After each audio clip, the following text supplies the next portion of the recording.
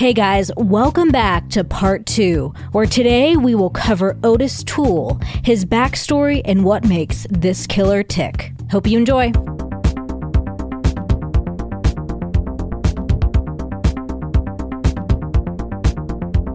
Let's talk about the first date between Ottis and Henry. Ottis's mother had died 2 years prior to when they met, and Ottis is born and raised in Florida. Henry in Virginia. I want to say West Virginia, but Virginia. No, but Henry was living in Florida with his second wife, correct? Before he got kicked out. No, he was living in Maryland. He gets kicked out. And here's the thing about Henry and Ottis. They both have an extensive family network. Henry's looms on between, and if you're in the country, cousins down here in the country, and us country folk, it don't matter what you done, Jen. If you need a place to stay, you can come stay here.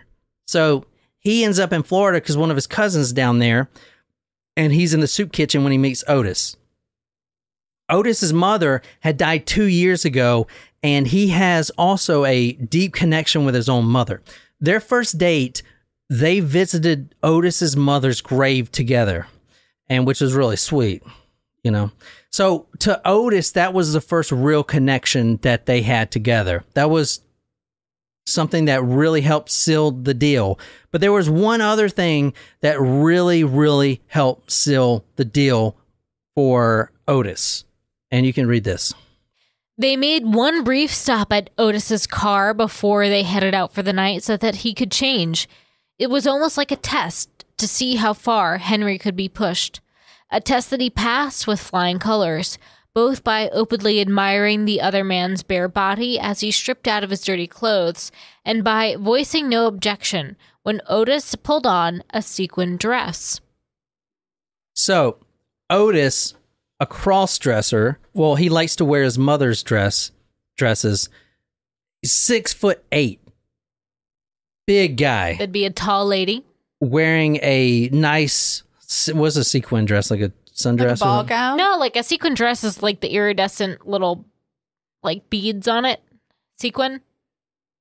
Like a disco ball. Yeah, or like a regular ball gown or like... So not only did he put on a dress, and he did it as a test, like, okay, if this guy's legit, he'll be cool with this. Because now they about to go out to the bar and drink and have fun. This is our first date.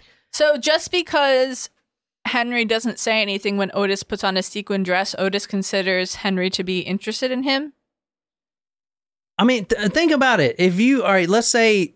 I'm sorry, and what's the timeline again? Is this 40s or 50s? No, this is 78. Yeah, you're right, Jen. This is 78. Yeah, okay, Jen so was things listening. are more accepting, because I'm Aren't you- thinking like... Things were accepting in 78? Well, no, but No. compared to in the 50s. Like, And in the we're getting South? Yeah. Aggressively. And in the South? True. I'm a northern girl. Yeah, you don't... Yankee. Yeah. Down here in the 70s, you ain't putting on that sequin dress. Down from... That's what the wifey wears. That's what Sugar wears, not... Well, here's the thing, though. Like, even I would know. Like, if I were to go out and put on a tie and a suit and was with another woman, that doesn't mean that, like, you want to be with me just because I am wearing an outfit. It's not if you want to be with them. This is South. It's an abomination. Okay. So you're saying because he was willing to be seen with him, because He it was was the South, accepting of it. he was accepting of it. But that doesn't mean that, like, he was into him. I'm just trying to read between the lines here for poor Ottis. Otis is It's unrequited love. Let's very not much forget. in love with Henry, very much. But Henry is not completely a homosexual. Otis is. But Henry did have sex with males while he was in prison. But he's not Yes. a homosexual. He may be bisexual, but is definitely bicurious. Just to catch But it. all right, so a little bit Right. about the MO here. And this is going to get into it. Otis gets sexual gratification from killing. Okay. So as far as Adam Walsh, the 6-year-old boy, he didn't do anything to the boy. He gets his gratification from actual doing it, killing. That's what he gets off with, which you're about to see. But Henry gets his gratification after he has sex with the corpse. Yeah, only dead corpses. So those are part of his MO. So you know, you're not going to fall in love with someone if they're still alive. You know what I'm saying? Oh, no. You don't fall in love with alive people. That didn't make any fucking sense. Okay. They actually go out to the Florida bars that night. And the first bar was fine. They just got laughter. You know, the night wore on. The second bar, more laughter, but this time more dirty looks. The third bar was different. All the locals are drunk, and they use the word, quote, abomination, end quote, which is like a southern, you doing this against God. I don't see anywhere in the Bible where a man can wear a woman's dress. You gonna get in the kitchen, boy? Is that what you doing? You better get on out of here. I'm about to take care of that. And that's what they did. There was a group of locals. Now, this guy is 6'8". He's a big boy. He is freaking huge. So I wouldn't fuck with to that. have the balls to go up to someone that is that fucking tall, that's like I think he was like almost touched our ceiling. what's like that basketball player in Yao Ming. No, he's taller than that, isn't he? He is. Rob Gronkowski is 6'8", I believe. That's a fucking monster, man. Big dude. Jason Tatum, I think, is 6'8" too, as well. He plays for the Celtics. I thought he's Jason Statham. No, Tatum. I think Jason Statham is a little dude. Is he? Or like, you know, Average? not tall. So here's how it goes down. These men rush in and they just start beating these two men. And then Otis looks over and he's glad to see that Henry's actually putting up a fight. So he's fighting for him. So all this is going into Otis's head is like, man, this guy is out for me, you know? You know, he's going to fight for me. It's romantic. It is. You know what I'm saying? Henry pulls him away as more people come because all the locals are getting in on it now. They're going to kill this guy. Henry pulls him away, says, it ain't worth dying for. Let's go. Then Otis leans over and gives Henry a kiss on the cheek. And then they run back to Otis's car. That's how much he loves him, right? They go into the car, into the alley. One single man follows them. Because he ain't finished fighting. This man's a fucking idiot. He's dead now. But Otis reaches inside his purse. He's carrying a little purse. Pulls out a revolver and points it right at his head. Shoots him 6 times in the head. This guy. And he turns back to Henry and this is what he says. You all right with that, sugar? Henry smiled right back at him. Most definitely. So that was their first fucking date. Now that's a great first date. I mean, if they don't stay together forever, I don't know. It tops ours, that's for sure. Otis is actually 11 years younger than Henry. He was born on March 5th, 1947 in Jacksonville, Florida. He was born in an uncivilized area. That's basically the country. He's born out in the boons. In the farm. Not in the farm. More feral people. Yeah. He suffered epilepsy as a child, and he also had grand mal seizures. An IQ test administered to him when he was a child suggested he had, quote, mild mental disability resulting of the brain damage from the seizures. The mother wanted a daughter. And another daughter. She didn't want she didn't want Otis at all. No boy. And she let him know pretty quick. She started calling him Susan. Otis is now Susan. That's what he's known as. His father was an alcoholic, just like Henry's father was. He would constantly have his drinking buddies over, and the mom had her daughters, which they were her pride and joy. The drinking buddies would come over, and these daughters are 8, 10, maybe 12, and these alcoholic men, slobs, working at the freaking lumberyard or whatever, would get drunk and try to get all handsy with these little 12-year-old, the girls. The mom put a stop to that real quick, said, you ain't touching my babies. And then she's like, get up in there, Susan, and let them touch you. And he's 5 years old at the time. The mother puts a dress on Otis, starts calling her Susan, and then now he is waiting on the drunk men that were always over at the house. 5 years old, wearing a dress, getting their beers, getting felled up by these men. Otis's father rented him out to his friends for a few cents a turn. It didn't matter how Otis screamed or slapped at them. They were deep in their drink, and their screams just added to their excitement. So Otis loses his virginity to his father's friends when he's 5 years old. Oh, no. Not only that, he is a 5-year-old prostitute because they're paying the father to have sex with the 5-year-old dressing up as a girl.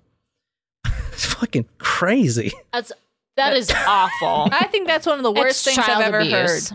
You think? Yeah.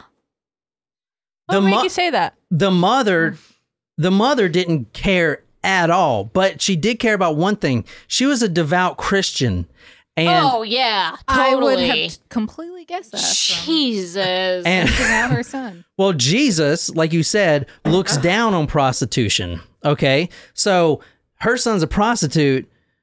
He's the one that's in the wrong, right? Jesus? No, her son. Well, it wasn't Mary Magdalene a prostitute? Yeah, Correct. I was going to say, he befriended Mary Magdalene. I Befriended. don't think there's any proof that she's a prostitute. Was there no? I slept with her, so what's up with that? Well, I didn't pay her, so yeah, you're right. Is that like bad to say? Yeah. Yeah, that's Probably wouldn't kind of say it. blasphemous. Shit. Probably not something I would say, but Yeah. it's you, so. She looked down on Otis, and not only that, his sisters started calling him a quote, a whore, end quote, and actually putting their hands up his skirt and being like, you whore, kind of thing, you know? I mean, he's 5 years old. The father leaves at 10, which is fine. I mean, no more getting fucked by his friends, right? And this is 1957. The mother was really religious, and when Otis, after that nail stuck in his brain 2 inches, he started having seizures. So also seizures. His mother thought they were demonic possessions. Of course, right? Strong religious beliefs. And it just so happens that his grandmother was a Satan worshiper, a Satanist, which is kind of going to come into play because... Interesting. Wait, his mother's mother or yeah, father's? his mother's mother was a So Satanist. she was a Satanist and raised a devout Christian. The grandmother was a Satanist and his mother was a Christian. Right. devout yeah, Christian. Okay. devout Christian. Interesting. The grandma, and the reason this is important, which we're not really going to get too far into it, but the confessions and the reason the police just went with everything is because this was in the 80s. And what was big in the 80s? Satanic panic. The Satanic Panic. They claimed that there was a secret organization. Now, both of these guys together are doing this. They're interviewed separately. Both of them are claiming this. There was a satanic organization called the Hands of Death. And this is very interesting because we did the 44 caliber killer. And he also was in a satanic organization. Yep. But they claimed that a satanic organization that was underground and full of politicians and bigwigs were actually using them to destabilize America by killing all these people. That's why they were on this killing road trip. Now, the police and the public bought this because at the time you had the Satanic Panic and friggin' everyone was a Satanist if you weren't, not a Satanist. So they actually believed that this was a real thing. In fact, they spent about 5 years solely searching for a cult that probably doesn't even exist called the Hands of Death. It's a satanic cult. So there's all your tax money going to this freaking thing. Wasn't there a cult called the Hands of God? There's a church think called so. that. Is that where they were like stealing people in parking lots or something? I don't know. I just heard the name. Could be. There's a lot of cults out there. Even today. Mm-hmm. I'm still thinking of a good name for mine. The fact that the grandma was a Satanist probably, helped develop that story between the two guys. Or maybe that was the fucking truth. No, like I said, no one knows. Because no one knows how many people these guys fucking killed because they said they killed thousands and then they recanted it. Every one of them. But then they were like, no, we have your evidence on this one. Oh, well, yeah, maybe that one. But no one knows, even to this day, how many people they killed. When Otis was 12 years old, he started having a relationship with a boy in his neighborhood. This is when he first became a homosexual, and he was very outgoing about it. His mother disowned him after that and would banish him from the house. After this, he started sleeping in these empty barns, and once sleeping in this empty barn, this rundown shack. He built a fire to keep himself warm because it was cold during the winter. The barn burned down. And he realized, hey, I like watching this fire type of shit. He's a fire starter. So a lot of his murders will be arson related. At 14, he drops out of school and he finds a job. And it's a very lucrative job for him. It's working at the truck stops as a prostitute. He lives like a vagrant. In fact, when he is first arrested for prostitution, the one thing, it was a prostitution sting. The one thing that they need from when they arrest a potential prostitute is a proof of a contraception. So most of the prostitutes will have condoms with them. Otis has never seen a condom in his life, yet he was a prostitute. He didn't know what a condom was. They couldn't actually hold him for prostitution, only solicitation, because he didn't have a condom. He didn't know what they were. That's kind of fucked up. Anyway, the first murder was a traveling salesman who picked him up and just paid him for sex, but then took him to this abandoned wooded area and started beating him and violently raping him. He pushed him on the ground, all fours, Otis, all fours on the ground, stripped him naked, and started like crushing his head into the ground and just raping him violently. Another man might have spat on his rapist, but a darker passion than vengeance had enveloped Otis. He reached down and masturbated over the corpse of his first victim until he had what he would later describe as the best orgasm of his life. Ew. Otis runs for his life. He gets in the traveling salesman's car and locks the door. He goes out in front of the car. Otis puts it in drive and runs over him, backs up, runs over it, crushes his skull completely. Ooh. In 1964, in August, he's 17-year-old when he gets his first prostitution arrest sting, and he finds out he loves prison. Oh, something they have Very in common. similar. Yeah. Okay, so we're wrapping this up. I just want to talk about the chemistry. When the men finally meet at that soup kitchen, they start on this worldwide tour, especially the southern states. The one thing that they find they have in common is when they rob a store, they'll usually kill whoever's behind the counter. And they killed a lot of people. And if you want to read this was a robbery done in Alabama as they were traveling around. Otis is usually the one who pulls the trigger. So they're in this little Alabama country store, this little gas station. This guy, just random sales clerk, Otis walks up to immediately and pulls out a revolver and aims it at him. The guy starts to run and he gets shot in the back 3 times. If you want to read this is from the Ryan Green book. After the gunfire and yelling, the store was almost deafeningly quiet. Henry could hear panting breath coming out of Otis. He moved over to the counter silently to collect the cash, but his eyes never left the scene by the back wall. Otis let out a little moan, then glanced back, suddenly aware of the eyes on him. You can go wait in the car if you like, or you can watch, if that's what takes your fancy. Henry leaned back against the counter and stared at Otis almost defiantly. Oh, so you're the watching kind, sugar? So he was, sexually getting aroused by the murder. And that is the fucked up brutality of these two guys. So they were almost like a Bonnie and Clyde. They would roam the southern states. Henry preferred women to Otis. In fact, Becky, the girl that he dismembered that we talked about earlier, one of the breaking points between their relationship is when she was sleeping in the car and woke up and saw Henry and Otis pounding it out outside of the car. So her own uncle was, doing her husband or whatever. Otis taught Henry how to be really depraved. Otis was a really screwed up one, if you will. Henry loves having sex with dead corpses, but Otis tells him, okay, I know that's your passion and, that's fine. And you got a great hobby and that's awesome. But why don't you step it up a little bit? Why don't you wait several days to let the decomposition set in so they're more softer when you have sex with them? Stuff like that. So he actually brought him up to a new level. Otis also taught Henry, and this is from his own words, how to, quote, eat the flesh of the dead, end quote. Oh, no. Otis would take a stolen barbecue, which is kind of like Trailer Park Boys, and they would stop on the side of the interstate and cut up some of the skin or whatever and bake it as like bacon pieces and eat it right there. That's how they lived for sustenance. It's crazy, isn't it? Otis fell in love with Henry, but Henry never loved him back. Otis wanted to move back to Florida, but Henry did not. Okay, stuff like that. Kind of ending the story. Otis dies on September 15th, 1996. He was 49 years old. That's when he has the deathbed confession of Adam Walsh, as we talked about earlier, the 6-year-old. There were likely of thousands of criminals who were free, probably still free at this time because of all the lies. They're called, or Henry Lucas especially is called the confession killer.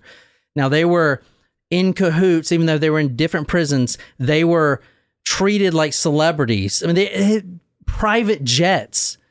Like, all right, let's say Texas, kind of living the good life there. And you're like, why are you taking private jets? Let's say Texas has 20 unsolved murders.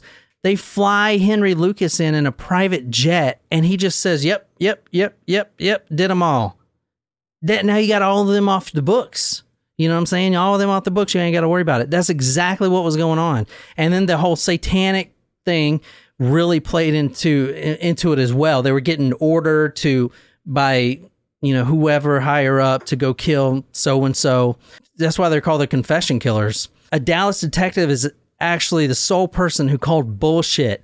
And it was a woman who was the detective. She started completely fabricating cases using old police photos of random murders and she would make these cases up and get Henry to come. And there were a lot of them, like 10 or so. He said yes to every one of them. I killed all these people. And then they were like, we just made all this up. You're obviously lying. After that, the media gets a hold of it, and now it's all bullshit. But you can't even hold him in prison for it, because if he says 300 lies, how can you believe he killed anyone type of shit? You know what I'm saying? Right. Mm-hmm. So that's the confession killers. So how did Lucas round out his life? You said it was officially, like, the case was officially closed in 2008. Oh, shit. Ugh. With Walsh. But what happened to Lucas again? Yeah, because you said that Otis died in 97. Yeah. So on March 12th, 2001, at 11 p.m., Henry Lee Lucas was found dead of congestive heart failure at 64 years old. There's a Netflix documentary, like I said in the first episode. I haven't watched it yet, but there's like 5 episodes, and I guess it goes on some of the murders. But I told you about the ones that we know for sure. We know he killed Becky, and we know that he killed the Kate Rich. That's what we talked about as far as Henry Lee Lucas. As far as any of the other ones, we honestly, no one knows if he did or not. Probably he's confessed to killing Jimmy Hoffa, for crying out loud, and the freaking Jonestown murders with the poison. I mean, you just can't trust that shit. Anyway, that is the confession killers. I hope you guys like that. Yeah. Wow. Sorry it's so long, but no, it was good. Interesting. But that's all I got. Horrifying, but interesting. Yeah. I mean, those are some of the worst childhood stories we've heard. Yeah, that's what I wanted to focus on, especially. I know it's different because a lot of the murders you can't even prove, really. I went to the Adam Walsh case because even the father says that he did it, so we did that one. But as far as the background, we could prove that shit. Right. I mean, they all had like 50 brothers and cousins running around. I mean, is there anything that made the father like a 100% certain, like that this was the guy? That's a really good question. From a few articles I read on it, they didn't say really. I mean, just that Donner didn't do it, and I guess they got his reasons. I really didn't. Doing the Adam Walsh case would be a case in of itself because it's so extensive, and there is a ton of books on that case. Yep. It's very popular, so I didn't get into that. I just wanted to focus on this. That's a really good question, though. It sounds like the MO is similar with his head being decapitated and I guess that, and I mean, totally. He was in the area, and and the deathbed confession.